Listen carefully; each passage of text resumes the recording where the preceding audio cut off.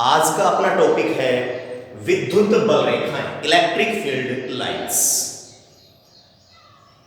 अपन ने पढ़ा था कि प्लस क्यू आवेश से आर डिस्टेंस पर यहां पर इलेक्ट्रिक फील्ड कैलकुलेट किया था E बराबर के क्यू अपॉन आर स्क्वायर।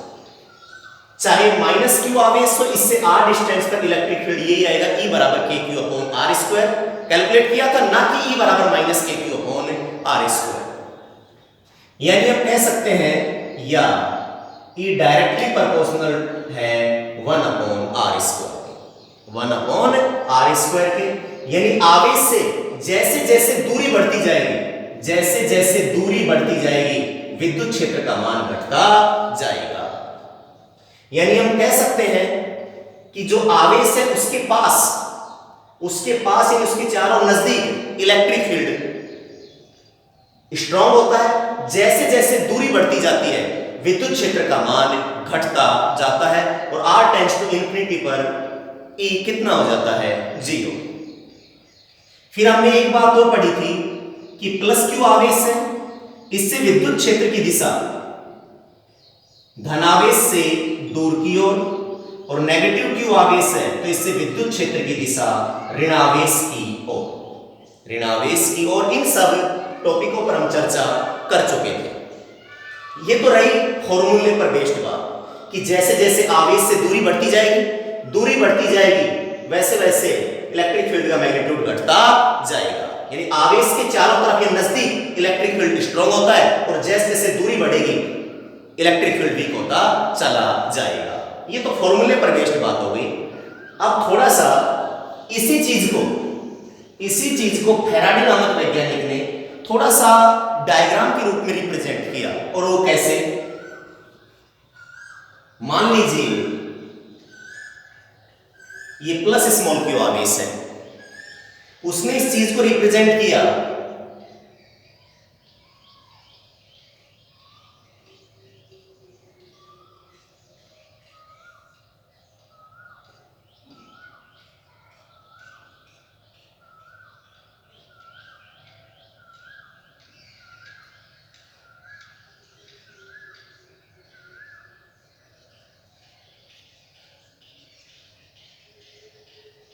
थोड़ा सा इस प्रकार से।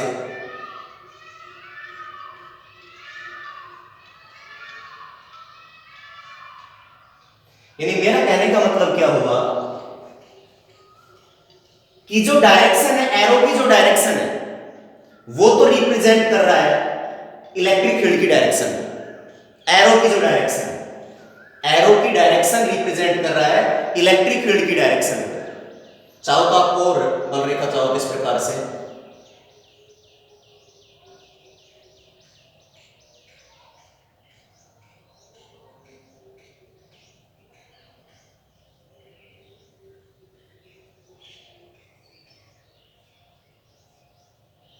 यहां पर देखिए डायरेक्शन ऑफ एरो रिप्रेजेंट कर रहा है इलेक्ट्रिक फील्ड की डायरेक्शन, यानी दूर की।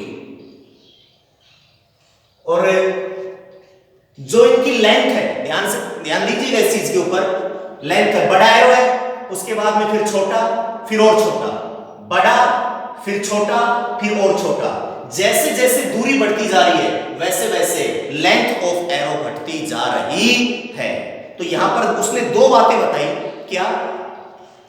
कि एरो की जो डायरेक्शन है वो रिप्रेजेंट कर रही है इलेक्ट्रिक फील्ड की डायरेक्शन को, और जो एरो की जो लेंथ है वो रिप्रेजेंट कर रही है विद्युत क्षेत्र के, इलेक्ट्रिक फील्ड के मैग्नीट्यूड को। ओके? जैसे जैसे दूर जा रहे हैं एरो का साइज घटता जा रहा है, एरो का साइज घटता जा रहा है। बाद में इसी का अपडेटेड वर्जन, इसको कैसे रिप्रेजेंट किया जाने लगा? ये प्लस क्यू चार्ज है,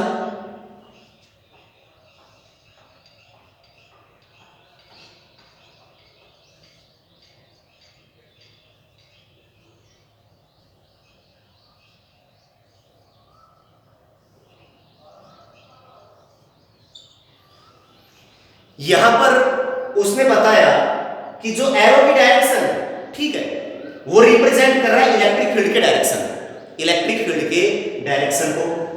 यहां पर क्या था? सारे एरो अलग अलग थे, यहां पर सभी एरो को आपस में जोड़ दिया, सभी एरो को आपस में जोड़ दिया, सभी एरो को आपस में जोड़ दिया। अब बात आई मैग्नीट्यूड की। किसकी बात आई? मैग्नीट्यूड की। तो ध्यान दीजिएगा, यहां से पता लग रहा है, कई बच्चे आंख बंद करके बनाते हैं डायग्राम को।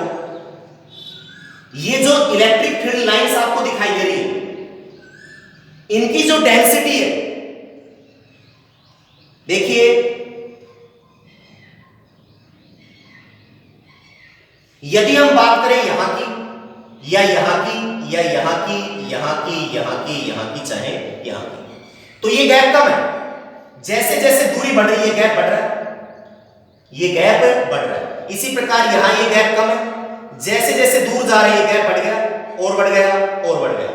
तो इसी डायग्राम का अपडेटेड वर्जन बनाया कि जो एरो की जो एरो है वो रिप्रेजेंट कर रहा है इलेक्ट्रिक फील्ड की डायरेक्शन को, और जो डेंसिटी ऑफ लाइन है यानी बलरेखाओं के बीच की दूरी, ये रिप्रेजेंट कर रही है इलेक्ट्रिक फील्ड के मैग्नीट्यूड को। बात समझ में आई?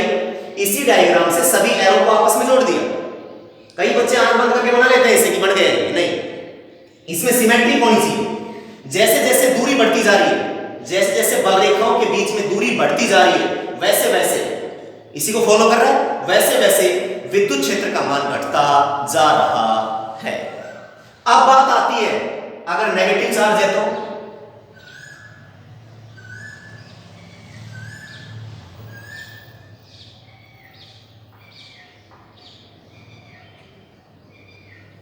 बलरेखाएं अंदर की तरफ प्रवेश करती हैं।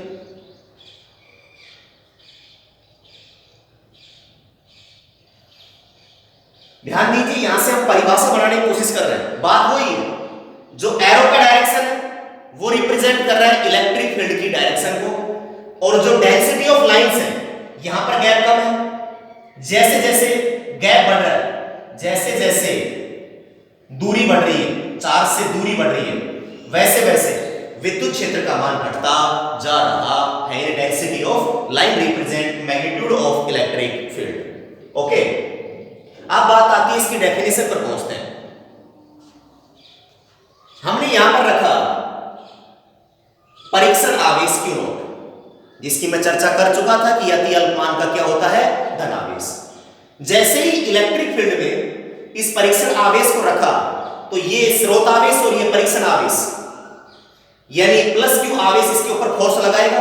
यह बल दोनों आवेशों को मिलाने वाली रेखा के क्या लगता है? अनुदिश, यानी इधर। इसी प्रकार अगर यहां पर रखा परीक्षण आवेश को तो इस पर फोर्स किधर लगेगा? अंदर की ओर। यह आया आपका F। मेरा कहने का मतलब यह हुआ, ये जैसे अपने परीक्षण आवेश रखा, परिभाषा निकालने की कोशिश कर रहा हूं, यानी कोई भी स्पेस है, अपने को नहीं पता कि स्रोत आवेश कहां है, वहां इलेक्ट्रिक फील्ड लाइंस खींचनी है, तो वहां परीक्षण आवेश को रखा। परीक्षण आवेश पर जिधर फोर्स लगेगा उधर ही गति करेगा, यानी इलेक्ट्रिक फील्ड उधर की तरफ ही होगा। तो मेरा कहने का मतलब डेफिनेशन पर आते हैं, ये काल्पनिक रेखाएं होती हैं। कैसी रेखाएं होती हैं? काल्पनिक, जो दिखाई नहीं देती हैं। विद्युत क्षेत्र में स्वतंत्रता पूर्वक, विद्युत क्षेत्र में, मैं परिभाषा डेफिनेशन की बात कर रहा हूं, विद्युत बल रेखाएं, विद्युत क्षेत्र में स्वतंत्रता पूर्वक छोड़ा गया धन परीक्षण आवेश, छोड़ा गया धन परीक्षण आवेश जिस मार्ग का अनुसरण करता है, जिस मार्ग का अनुसरण करता है, उसे उस क्षेत्र की बल रेखाएं कहते हैं। जैसे फॉर एग्जांपल मान लीजिए ये स्रोत आवेश है, इलेक्ट्रिक फील्ड इसके चारों तरफ, यहां रखा परीक्षण आवेश, तो बताइए इसके ऊपर किधर की तरफ फोर्स लगेगा? इधर की तरफ, तो ये क्या होगी? Electric field lines. इसी प्रकार परीक्षण आवेश यहां रखा कि किस तरफ बल का अनुभव करेगा? इस तरफ, तो ये क्या हो गई? Electric field lines. मेरा कहने का मतलब ये डेफिनेशन ये हुई कि विद्युत क्षेत्र में स्वतंत्रता पूर्वक छोड़ा गया धन परीक्षण आवेश जिस मार्ग को फॉलो करता है, उसे उस क्षेत्र की बल रेखाएं कहते हैं। इसकी अभिधारणा सर्वप्रथम फैराडे नामक वैज्ञानिक ने दी थी। फॉर्मूले पर बेस्ड तो आपको नहीं देखा, इसी चीज को पिक्टोरियल डायग्राम के रूप में रिप्रेजेंट ऐसे किया। यहां पर क्या बात आई कि जो लेंथ ऑफ एरो थी, लेंथ ऑफ एरो ये तो रिप्रेजेंट कर रहा था विद्युत क्षेत्र के परिमाण को। लेंथ एरो की लेंथ बड़ी है, फिर छोटी, फिर और छोटी, यानी जैसे जैसे दूर जा रहे हैं आवेश से विद्युत क्षेत्र का मान घटता जा रहा है। और ये जो एरो की जो ये डायरेक्शन है ये रिप्रेजेंट कर रहा है विद्युत क्षेत्र की डायरेक्शन। फिर इसी का अपडेटेड वर्जन सभी एरो को एक साथ कर दिया, तो ये रिप्रेजेंट कर रहा है इलेक्ट्रिक फील्ड की डायरेक्शन को, एरो तो। और जो डेंसिटी ऑफ लाइन यहां पर गैप, जैसे जैसे दूर जा रहे हैं गैप अधिक होता जा रहा है, ये रिप्रेजेंट कर रहा है इलेक्ट्रिक फील्ड के मैग्नीट्यूड। फिर हमने विद्युत क्षेत्र पढ़ाया था पहले, किसी आवेश के चारों ओर का वह क्षेत्र जहां किसी अन्य आवेश को लाने पर वह स्थिर विद्युत बल का अनुभव करे, आकर्षण बल का या प्रतिकर्षण बल का अनुभव करे। फिर हमने विद्युत क्षेत्र में परीक्षण आवेश रखा, उस पर कूलाम्ब के फोर्स से इधर फोर्स लगा, इसकी चर्चा मैं कर चुका था। E वेक्टर बराबर F vector upon Q not, तो यहां से F वेक्टर बराबर Q not into E vector. आवेश तो अदिश राशि है, यहां कोई साइन नहीं तो पॉजिटिव साइन है, जो इस बात का सूचक है कि फोर्स की डायरेक्शन इलेक्ट्रिक फील्ड की डायरेक्शन में होगी। फोर्स की डायरेक्शन इलेक्ट्रिक फील्ड की डायरेक्शन में होगी। तो ये था विद्युत बल रेखाओं की डेफिनेशन तक पहुंचे। ओके, नोट कर लीजिए।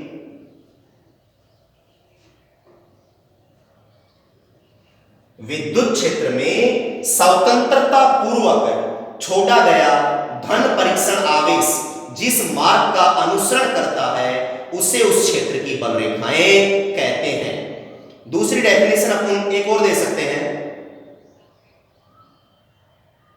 विद्युत बल रेखा विद्युत क्षेत्र में खींचा गया, दूसरी डेफिनेशन बोल रहा हूं, विद्युत बल रेखा, ये कोई बल रेखा, विद्युत बल रेखा विद्युत क्षेत्र में खींचा गया वह काल्पनिक वक्र है जिसके किसी भी बिंदु पर खींची गई स्पर्श रेखा, मान लीजिए पॉइंट है ए, जिसके किसी भी बिंदु पर खींची गई स्पर्श रेखा उस बिंदु पर इलेक्ट्रिक फील्ड की डायरेक्शन को रिप्रेजेंट करती है। ये कोई काल्पनिक इमेजिनरी लाइन है, इसके बिंदु ए पर अपन ने टेंजेंट खींची, बताइए ये बिंदु ए पर इलेक्ट्रिक फील्ड की डायरेक्शन को रिप्रेजेंट करेगी। बिंदु बी पर एक टेंजेंट खींची स्पर्श रेखा, ये रिप्रेजेंट करेगी बिंदु बी पर इलेक्ट्रिक फील्ड की डायरेक्शन। यहां एक टेंजेंट खींची, ये रिप्रेजेंट करेगी बिंदु सी पर इलेक्ट्रिक फील्ड की डायरेक्शन। तो मेरा कहने का मतलब परिभाषा तक अपन पहुंचे छोटी छोटी बातों को लेकर। मैं दोबारा बोल रहा हूं डेफिनेशन कि विद्युत क्षेत्र में स्वतंत्रता पूर्वक छोड़ा गया धन परीक्षण आवेश जिस मार्ग का अनुसरण करता है उसे उस क्षेत्र की बल रेखाएं कहते हैं। दूसरी डेफिनेशन, विद्युत बल रेखा विद्युत क्षेत्र में खींचा गया वह काल्पनिक वक्र है जिसके किसी भी बिंदु पर खींची गई स्पर्श रेखा उस बिंदु पर विद्युत क्षेत्र की दिशा को व्यक्त करती है। इसकी अभिधारणा सर्वप्रथम फैराडे नामक वैज्ञानिक ने दी थी। विद्युत क्षेत्र में चर्चा कर चुका हूं, कैसी राशि है, एक सदिश राशि है।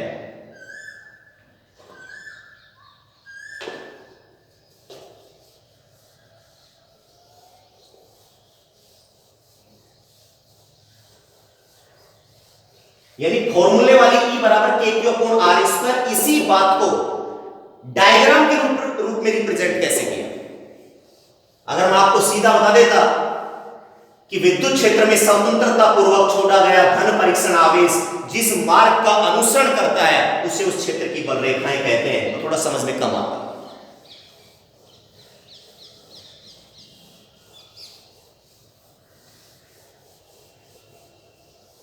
अब हम बात करते हैं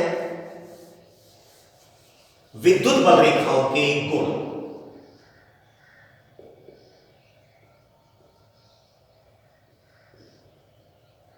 विद्युत बल रेखाओं के गुण, कई बार बोर्ड में प्रश्न पूछ लिया जाता है विद्युत बल रेखाओं के कोई 2 गुण लिखिए या कोई 4 गुण लिखिए, या गुण कह दो चाहे विशेषता कह दो।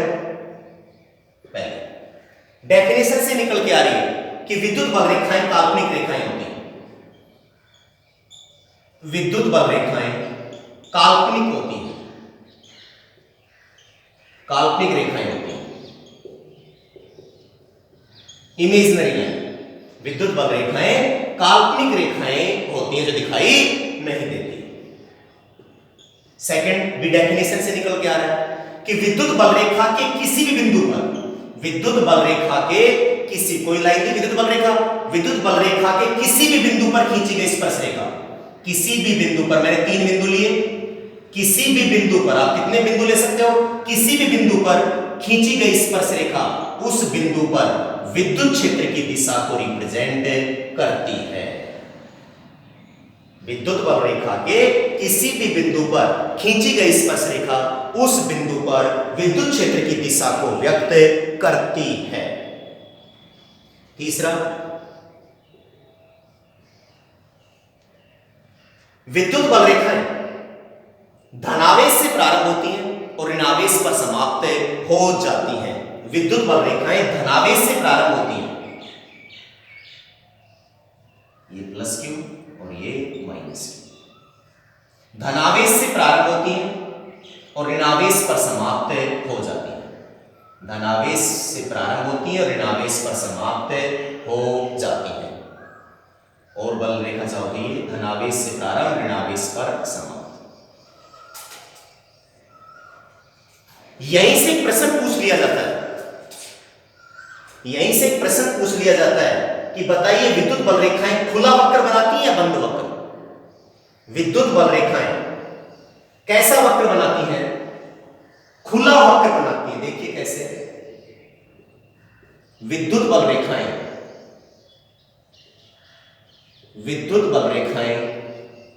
खुला वक्र बनाती हैं, खुला वक्र बनाती हैं। ये पॉजिटिव चार्ज और ये नेगेटिव चार्ज।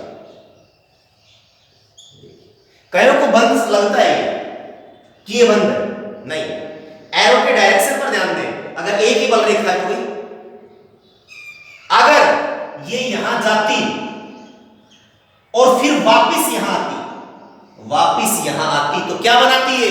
बंद लूप, जबकि ये बंद लूप नहीं बनाती हैं। विद्युत बल रेखाएं खुला वक्र बनाती है। कई डायरेक्शन पर ध्यान नहीं देते, उन्हें लगता है कि बंद लूप बन गए, नहीं, विद्युत बल रेखाएं खुला वक्र बनाती है। जब मैग्नेटिज्म में पढ़ेंगे तो ध्यान दीजिए, यही अंतर पूछ लिया जाता है कई बार कि विद्युत बल रेखा और चुंबकीय बल रेखाओं में एक मौलिक अंतर लिखिए। विद्युत बल रेखाएं खुला वक्र बनाती हैं, जबकि चुंबकीय बल रेखाएं, अपन चर्चा करेंगे जब मैग्नेट पढ़ेंगे, जब ये नॉर्थ पोल और ये साउथ पोल। चुंबकीय बल रेखाएं चुंबक के बाहर नॉर्थ पोल से साउथ पोल, जबकि चुंबक के अंदर साउथ पोल से नॉर्थ पोल। देखिए बंद लूप बना रही है नहीं बना रही, जिसकी चर्चा हम मैग्नेट पढ़ेंगे जब करेंगे। विद्युत बल रेखाएं खुला वक्र बनाती हैं, जबकि चुंबकीय बल रेखाएं बंद वक्र बनाती हैं।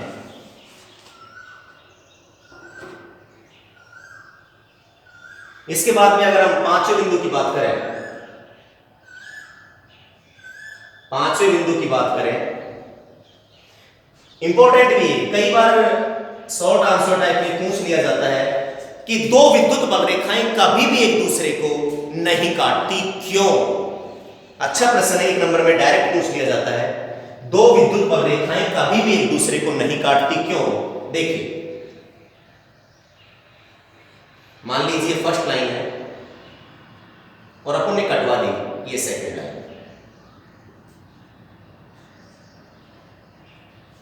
ये फर्स्ट बल रेखा और ये सेकंड बल रेखा अपन ने इंटरसेक्ट करवा दी, नहीं काटती। यदि काटेंगे तो क्या होगा? कटान बिंदु पर दो स्पर्श रेखाएं खींची जा सकती हैं। इस पर, इसकी तरफ एक टेंजेंट, ये रिप्रेजेंट करेगा E1 वेक्टर, इधर आ रही है तो इस पर एक दूसरी टेंजेंट, ये रिप्रेजेंट करेगा E2 वेक्टर। कई बच्चे कंफ्यूज हो जाते हैं, ऐसा भी तो हो सकता है कि ये बल रेखा इधर गई और एक बल रेखा है ये इधर आ गई, ये इधर ना जाके इधर आ गई। अब देखिए क्या होगा, यहां इंटरसेक्ट कर दिया तो इस बिंदु पर एक टेंजेंट, ये E1 वेक्टर इधर आ रही है, इसका मतलब अब टेंजेंट इधर खींचेगी, इधर E2 वेक्टर। मेरा कह रहे हो जिधर बल रेखा जा रही है, जिधर इलेक्ट्रिक फील्ड की डायरेक्शन है, उधर ही टेंजेंट खींचनी है। इस एरो पर भी ध्यान देना है, इस पर दोबारा सुनिए ध्यान से, दो विद्युत बल रेखाएं कभी भी एक दूसरे को नहीं काटती। यदि काटेंगी तो, यही प्रश्न पूछा जाता है, यदि काटेंगी तो कटान बिंदु पर, तो कटान बिंदु पर दो स्पर्श रेखाएं खींची जा सकती हैं। अभी हमने पहले बिंदु बताया कि विद्युत बल रेखा के किसी भी बिंदु पर खींची गई स्पर्श रेखा उस बिंदु पर विद्युत क्षेत्र की डायरेक्शन को रिप्रेजेंट करती है। दो विद्युत बल रेखाएं कभी भी एक दूसरे को नहीं काटती, यदि काटेंगी तो कटान बिंदु पर दो स्पर्श रेखाएं खींची जा सकती है, जो उस बिंदु पर, यानी जो टेंजेंट खींची है, जो उस बिंदु पर विद्युत क्षेत्र की दो दिशाओं को रिप्रेजेंट करेगी, जो कि असंभव है। क्यों? विद्युत क्षेत्र एक वेक्टर क्वांटिटी, इसकी एक ज्यादा डायरेक्शन है, नहीं हो सकती। तो एक क्वेश्चन का आंसर याद हो गया कि दो विद्युत बल रेखाएं कभी भी एक दूसरे को नहीं काटती, यदि काटेंगी तो कटान बिंदु पर दो स्पर्श रेखाएं खींची जा सकती है, जो उस बिंदु पर विद्युत क्षेत्र की दो डायरेक्शन को रिप्रेजेंट करेंगी, जो कि असंभव है। थोड़ा सा सोचिए कि क्यों असंभव है। थोड़ा सा मान लीजिए किसी स्पेस में अपन देखना चाहते हैं इलेक्ट्रिक फील्ड की डायरेक्शन, वहां परीक्षण आवेश हो रहा है। परीक्षण आवेश क्यों? अगर वो इधर मूव करे तो इलेक्ट्रिक फील्ड इधर, अगर वो इधर मूव करे तो इलेक्ट्रिक फील्ड इधर। अब बिंदु एक ही है, बिंदु क्या है? एक ही। कभी ऐसा होगा तो इधर जाऊं, इधर जाऊं, इधर जाऊं, इधर जाऊं। मेरा कहने का मतलब क्या हुआ कि विद्युत क्षेत्र की एक ही डायरेक्शन होती है, एक ज्यादा दिशा नहीं होती, एक ही बिंदु पर, एक ही बिंदु पर। नोट कर लीजिए।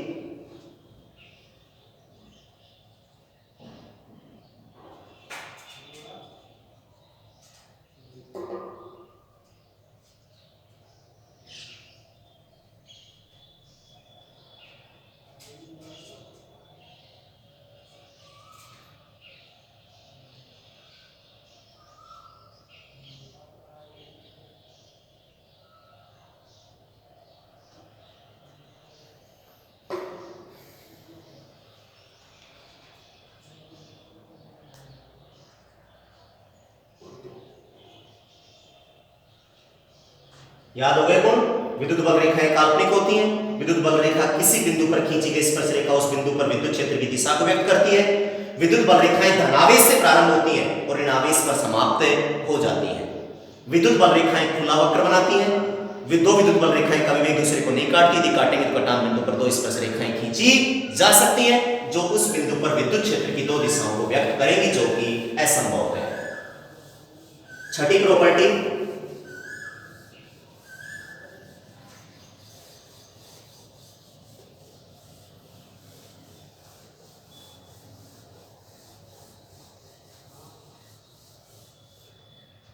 सिक्स प्रॉपर्टी, जहां पर विद्युत बल रेखाएं पास पास होती हैं, जहां पर विद्युत बल रेखाएं पास पास होती हैं, निसकन होती हैं, वहां पर विद्युत क्षेत्र प्रबल होता है, और जहां पर बल रेखाएं दूर दूर होती हैं यानी विरल, वहां पर विद्युत क्षेत्र दुर्बल होता है। जैसे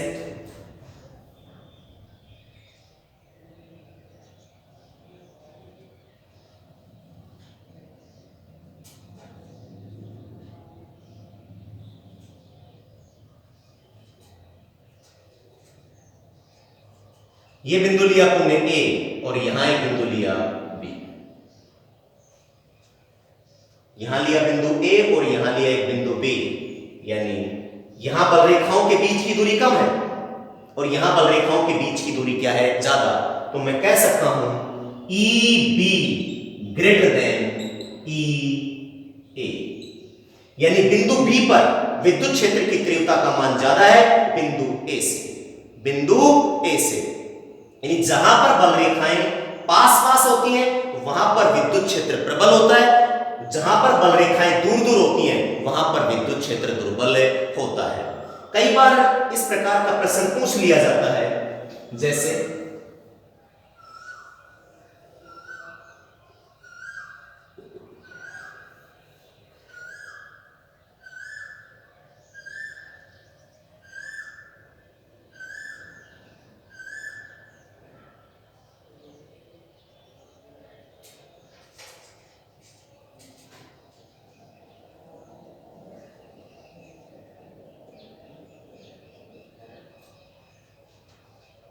यह है बिंदु ए, ये बी और ये सी, ये बिंदु ए, ये बिंदु बी और ये बिंदु सी। ईए, ईबी और ईसी में संबंध बताइए। ईए, ईबी और ईसी में देखिए यहां पर जो ये आपको एरिया दिखाई दे रहा है, 3 बल रेखाएं इसमें भी कितनी है 3, यानी मैं कह सकता हूं कि ईए बराबर ईसी, ईए बराबर ईसी, जबकि ईए ग्रेटर देन ईबी और इसी प्रकार से ईसी ग्रेटर देन ईबी। एक साथ अगर बात करूं तो ईए बराबर ईए बराबर ईसी, ईए बराबर ईसी,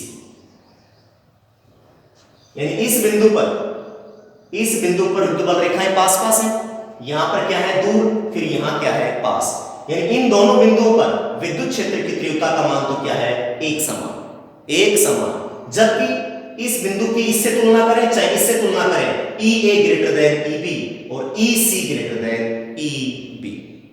ओके, इसी प्रकार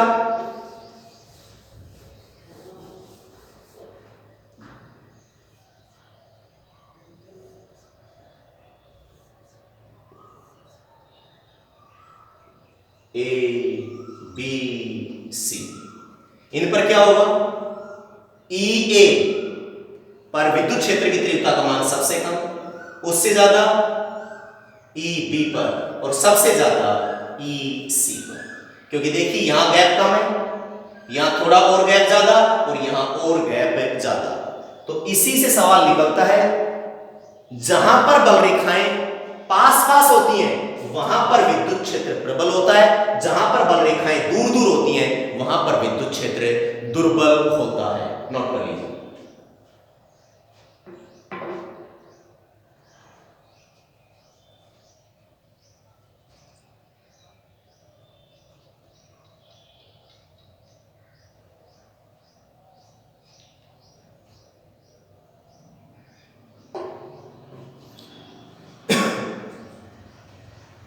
सातवीं प्रॉपर्टी,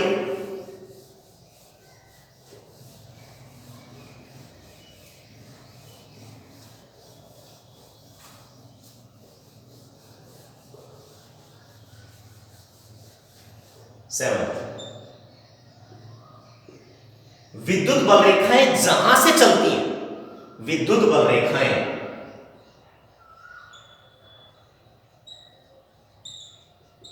जहां से चलती हैं, जहां से चलती हैं तथा जहां पर मिलती हैं, जहां पर मिलती हैं, दोनों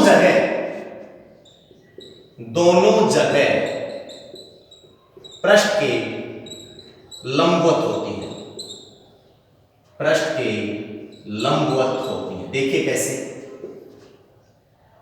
मान लीजिए कोई सरफेस है, ये क्या है कोई सरफेस, चाहे इससे अगर ये पॉजिटिव है तो बल रेखाएं क्या होंगी निकलेंगी, अगर ये नेगेटिव है तो बल रेखाएं प्रवेश करेंगे। देखिए एंगल कितने डिग्री का, 90 डिग्री।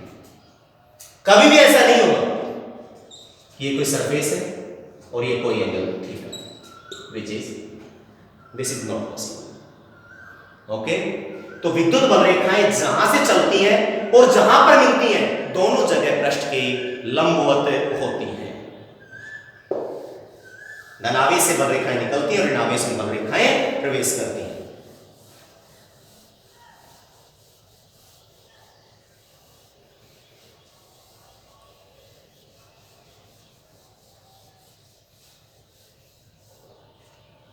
एट्थ प्रॉपर्टी, विद्युत बल रेखाएं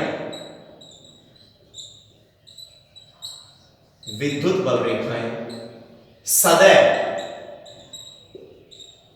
सतत होती हैं,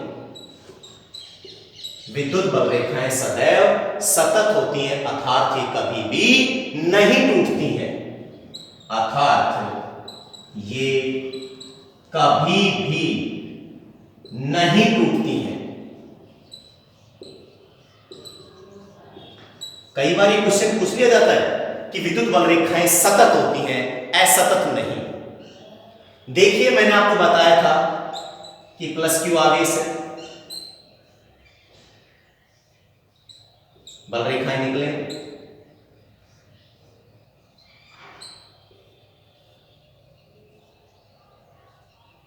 सिमेट्रिक होना चाहिए डायग्राम, ऊपर भी और नीचे सभी जगह गैप बराबर। जैसे जैसे दूरी बढ़ती जाएगी गैप बढ़ता जाएगा। जैसे यहां पर अपन ने रखा परीक्षण आवेश क्यू नॉट, परीक्षण आवेश क्यू नॉट, तो ये प्लस क्यू आवेश इसके ऊपर फोर्स लगाएगा, यानी इलेक्ट्रिक फील्ड की डायरेक्शन होगी, इधर फोर्स लगाएगा। तो ये जिस पथ को फॉलो करेगा, यानी यहां से यहां इधर मूव करेगा, जिस पथ को फॉलो करेगा ये इलेक्ट्रिक फील्ड की डायरेक्शन होगी। अगर ये बल रेखा ऐसे होती, असतत, क्या होती? असतत। इसका मतलब तो ये हुआ कि परीक्षण आवेश मान लीजिए यहां है, यहां से यहां चलकर थोड़ी जा रहे हैं, कूद कर रहे हैं, जबकि ऐसा नहीं होता है, क्योंकि परीक्षण आवेश पर बल लगता है F वेक्टर बराबर Q not into E vector. कहां से आया ये? E वेक्टर बराबर F vector upon Q not, cross multiply किया तो यह है F वेक्टर बराबर Q not into E vector. इसके ऊपर वेक्टर नहीं है क्योंकि आवेश तो अदिश राशि, इसकी चर्चा हम पहले करे थे। आवेश कैसी राशि है? अदिश। इसका मतलब अगर असतत होता, असतत होता तो यानी ये परीक्षण आवेश यहां से यहां कूद कर आ रहा है, जबकि ऐसा नहीं होता। परीक्षण आवेश एक बिंदु से दूसरे बिंदु पर चलकर जाता है, कूद कर नहीं। तो विद्युत बल रेखाएं सदैव सतत होती हैं, असतत नहीं, अर्थात ये कभी भी नहीं टूटती हैं, यानी असतत नहीं होती है, क्योंकि परीक्षण आवेश एक स्थान से दूसरे स्थान पर चलकर जाता है, कूद कर नहीं। नोट कर लीजिए।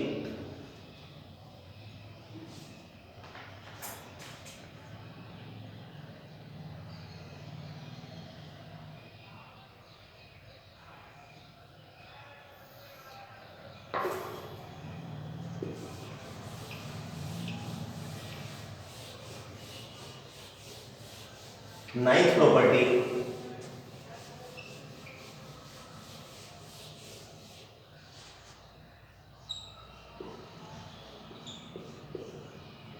विद्युत बल रेखाएं लंबाई के अनुदिश, विद्युत बल रेखाएं लंबाई के अनुदिश सिकुड़ने का प्रयास करती हैं।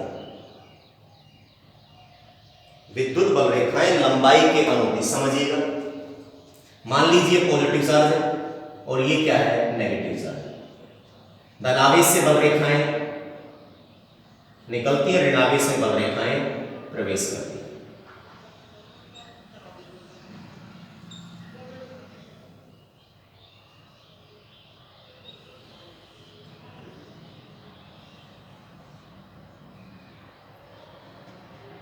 अगर हम देखें तो यह है लंबाई के अनुदिश और यह है लंबाई के लंबवत। विद्युत बल रेखाएं लंबाई के अनुदिश सिकुड़ने का प्रयास करती हैं, लंबाई के अनुदिश सिकुड़ने का प्रयास करती हैं, जबकि लंबाई के लंबवत, जबकि लंबाई के लंबवत फैलने का प्रयास करती हैं। देखिए इनमें गैप कितना है, फिर गैप यहां से यहां तक का और लास्ट में गैप यहां से, यानी इसकी जो शेप है, कर्व की शेप है, दोनों के बीच में गैप बढ़ता जा रहा है, जिससे स्पष्ट है कि सजातीय आवेशों, जिससे स्पष्ट है कि सजातीय आवेशों में प्रतिकर्षण, सजातीय आवेशों में प्रतिकर्षण तथा विजातीय आवेशों में आकर्षण होता है। दोबारा सुनिए, नाइन्थ प्रॉपर्टी कि विद्युत बल रेखाएं लंबाई के अनुदिश सिकुड़ने का प्रयास करती हैं, जबकि लंबाई के लंबवत फैलने का प्रयास करती हैं। स्पष्ट होता है कि सजातीय आवेशों में प्रतिकर्षण तथा विजातीय आवेशों में आकर्षण होता है। लास्ट प्रॉपर्टी, विद्युत बल रेखाएं कभी भी धातु के अंदर प्रवेश नहीं करती। विद्युत बल रेखाएं कभी भी धातु के अंदर प्रवेश नहीं करती हैं। मान लीजिए कोई धातु का गोला है, ये बात मैं आगे करूंगा जब मैं आपको सेकंड चैप्टर पढ़ाऊंगा। चालक गोले के अंदर विद्युत क्षेत्र की तीव्रता गाउस के नियम से प्रूव करेंगे, E इन बराबर 0। यानी ई इन अंदर electric field is equal to 0, Gauss law से। विद्युत बल रेखाएं कभी भी धातु के अंदर प्रवेश नहीं करती हैं। देखिए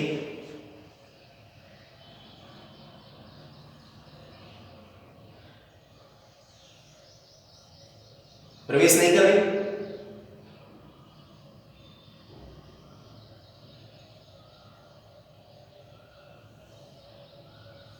कई बार यही प्रश्न पूछ लिया जाता है।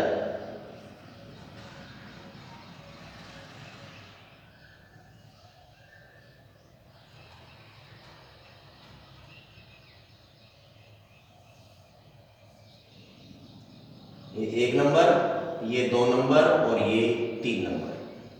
कौन सी बल रेखा सही है? कौन सी बल रेखा सही है?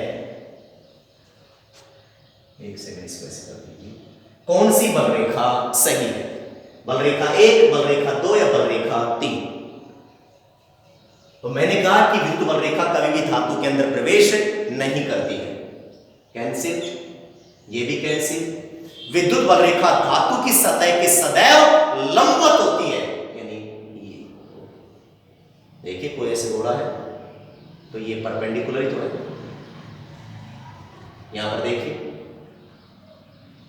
एंगल कितने डिग्री? 90 डिग्री। यहां पर भी एंगल कितने डिग्री? जब ये निकल रही है कितने डिग्री? 90 डिग्री। विद्युत बल रेखा कभी भी धातु के अंदर प्रवेश नहीं करती है, इसलिए धातु के अंदर विद्युत क्षेत्र की तीव्रता 0 होती है। विद्युत बल रेखाएं धातु की सतह के लंबवत होती हैं।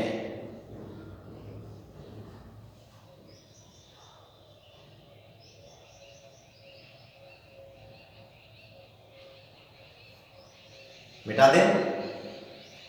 तो ये थे विद्युत बल रेखाओं के गुण, विद्युत बल रेखाओं के गुण।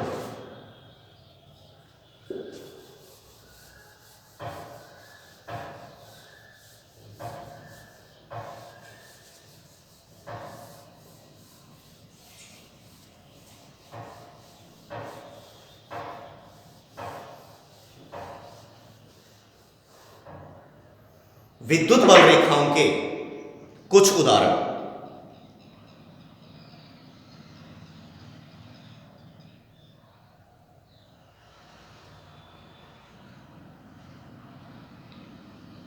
विद्युत बल रेखाओं के कुछ उदाहरण।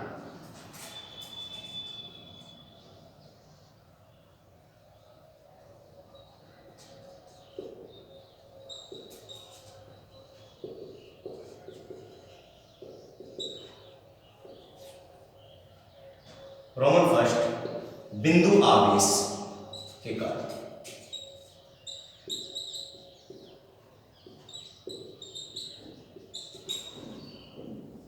अगर प्रश्न सीधा सीधा पूछे तो हर कोई कर लेगा कि धनावेश से धनावेश के लिए बल रेखाएं खींचिए, ऋणावेश के लिए बल रेखाएं खींचिए।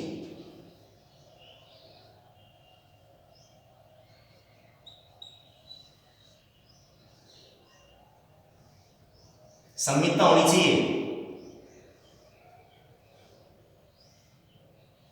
धनावेश से बल रेखाएं निकलती हैं, ऋणावेश में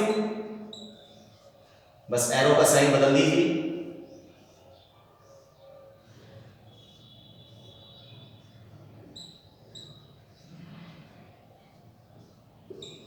ऋणावेश में बल रेखाएं प्रवेश करती हैं, धनावेश से बल रेखाएं निकलती हैं। धनावेश के लिए बल रेखा तो ऐसे खींचेंगे, ऋणावेश के लिए तो ऐसे।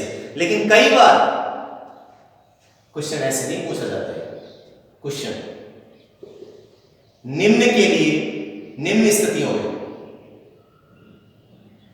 या निम्न के लिए बल रेखाएं खींचिए, बल रेखाएं खींचिए। Small A, small Q less than 0 और small B, small Q greater than 0। चाहे स्मॉल क्यू कहे या कैपिटल क्यू कहे, और साइड में लिख दिया जाता है आधा प्लस आधा बराबर 1 नंबर का अति लंबा सवाल। तो यहां आपको जज भी करना पड़ेगा कि क्यू की प्रकृति कैसी है, क्यू की प्रकृति कैसी है, तभी तो बल रेखाएं खींच पाओगे। सॉल्यूशन, क्यू लेस देन 0, तो ये क्यू पॉजिटिव या नेगेटिव? Q negative.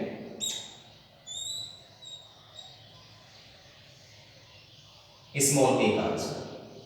बलरेखा खींचने से पहले आवेश की प्रकृति मालूम होनी चाहिए।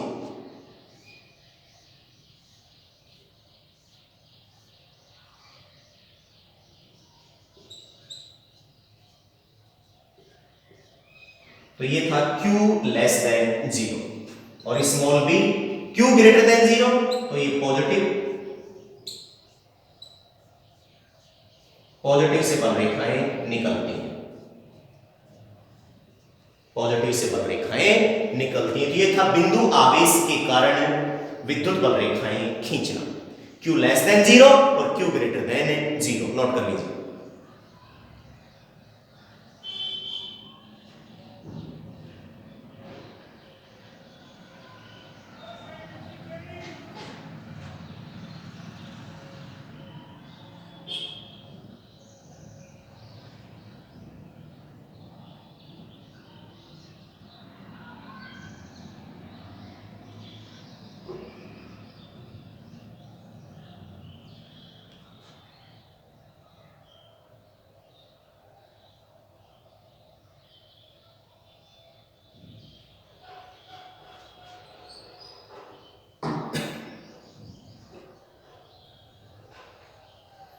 रोमन सेकंड है।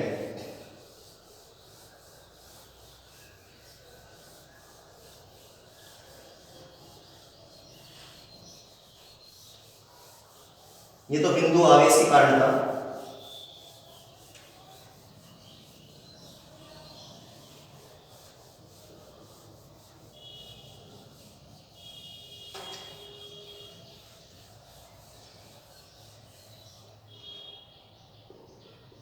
आवेश युग्म के कारण,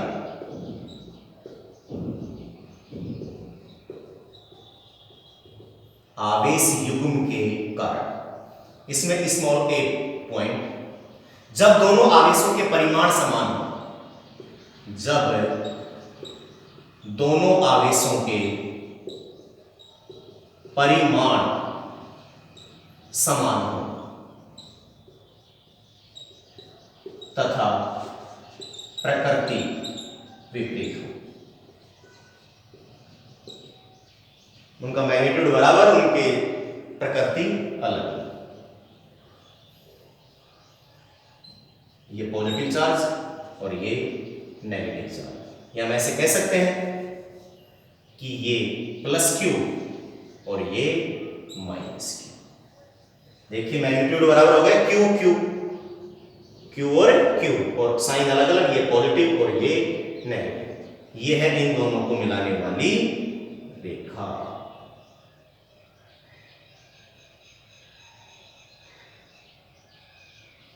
अब धनावेश से बल रेखाएं निकलती हैं और ऋणावेश में बल रेखाएं प्रवेश करती हैं।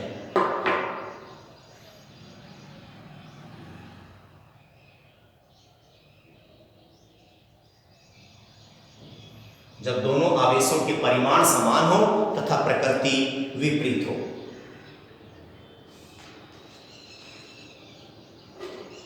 देखिए क्या होगा, धनावेश से बल रेखाएं निकलेंगी और ऋणावेश में बल रेखाएं प्रवेश करेंगी।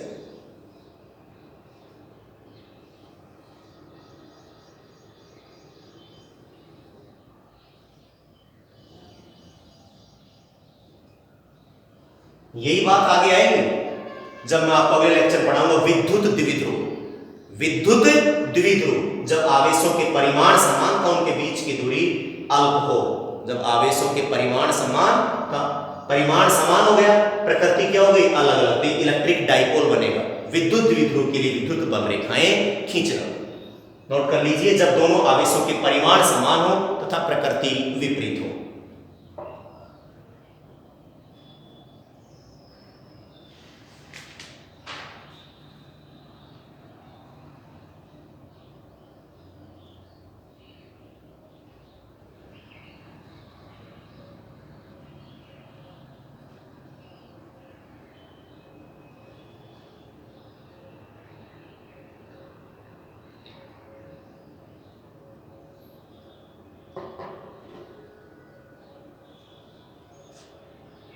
Small B.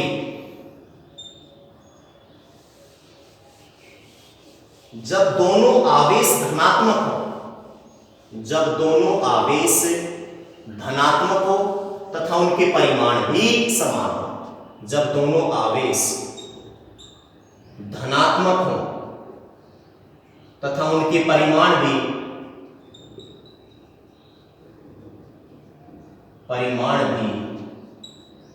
समान हो, जब दोनों आवेश धनात्मक हो तथा उनके परिमाण भी समान हो, प्लस क्यू और ये भी प्लस क्यू, दोनों धनात्मक है और परिमाण भी क्या है, समान। ये दोनों को मिलाने वाली रेखा।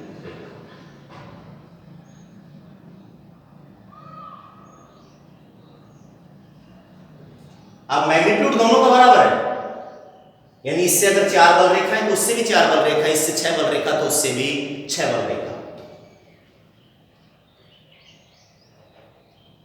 अब ध्यान दीजिए होता क्या है।